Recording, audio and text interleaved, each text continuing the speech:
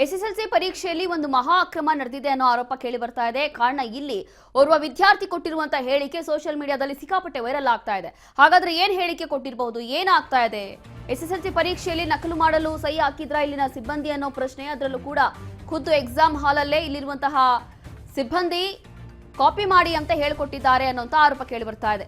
ಪರೀಕ್ಷೆಯಲ್ಲಿ ನಕಲು ಮಾಡಿ ಅಂತ ಹೇಳಿ ಶಾಲಾ ಸಿಬ್ಬಂದಿಯೇ ಸಹಕಾರ ಕೊಟ್ಟಿದ್ದಾರಂತೆ. ಹಾಗಾಗಿ ಈಗ ರಾಜ್ಯ ಶಿಕ್ಷಣ ಇಲಾಖೆ ಇದಕ್ಕೆ ಇಂಟರ್ಫೇರ್ ಮಾಡುತ್ತಾ ಅಥವಾ ಏನಾದರೂ ತನಿಖೆ ನಡೆಸ್ತಾರಾ ಅನ್ನೋಂಥ ಪ್ರಶ್ನೆ ಇದೆ. ರಾಯಭಾಗ ತಾಲೂಕಿನಾದ್ಯಂತ ಪರೀಕ್ಷೆಯಲ್ಲಿ ಅಕ್ರಮದ ವಾಸನೆ ಬರ್ತಾ ಇದೆ. ಈಗ ಅದರಲ್ಲೂ ಕೂಡ ನಕಲು ತಡೆಯಲು ಶಿಕ್ಷಣ ಇಲಾಖೆಯಿಂದ ಎಲ್ಲ ರೂಲ್ಸ್ಗಳನ್ನು ಜಾರಿ ಮಾಡಿದ್ರು.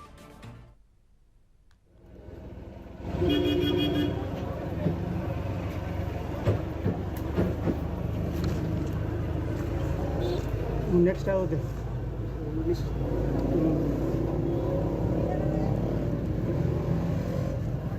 ಬರ್ದಿಲ್ಲ ಕ್ಯಾಮ್ರಾ ಅದಾಡಲ್ಲ, ಕ್ಯಾಮ್ರಾ ಇದ್ರೆ ಹೆಂಗೆ ಹೇಳ್ತಾರೆ? ಅಲ್ಲಿ ಕೇಳ್ತಾರೆ, ಏನು ವಾಯ್ಸ್ ಇದು ಮಾಡ್ತಾರೆ. ಹಾಂ ಹಾಂ ಹಾಂ ಹೌದಾ? ಹೆಸರ ನಿನ್ನ ಹೆಸರು ಯಾವ? ನೀವು ಯಾವ ಸ್ಕೂಲ್? ಹಾಂ ಬರ್ದೆ ಹಾಂ ಹಾಂ ಹಾಂ ಹೆಂಗೆ ಹಿಡ್ದವ್ರು? ಹಾಂ ಹಾಂ ಹಾಂ 2 ವರ್ಷದಿಂದ ಮಂಟ ನೋಡಿ. ಈ ಒಂದು ವಿಡಿಯೋದಲ್ಲಿ ನೋಡ್ತಾ ಇದ್ರೆ ಗೊತ್ತಾಗ್ತಾ ಇದೆ ಅಂತಂದ್ರೆ ಇಲ್ಲೇನೋ ಅಕ್ರಮ ನಡೆದಿದೆ ಅನ್ನೋಂಥದ್ದು ಅನುಮಾನ ಬಂದೇ ಬರುತ್ತೆ. ಈಗ ಶಿಕ್ಷಣ ಇಲಾಖೆ ಇದಕ್ಕೆ ಏನೋ ಉತ್ತರ ಕೊಡುತ್ತೆ ಏನೋ ಗೊತ್ತಿಲ್ಲ.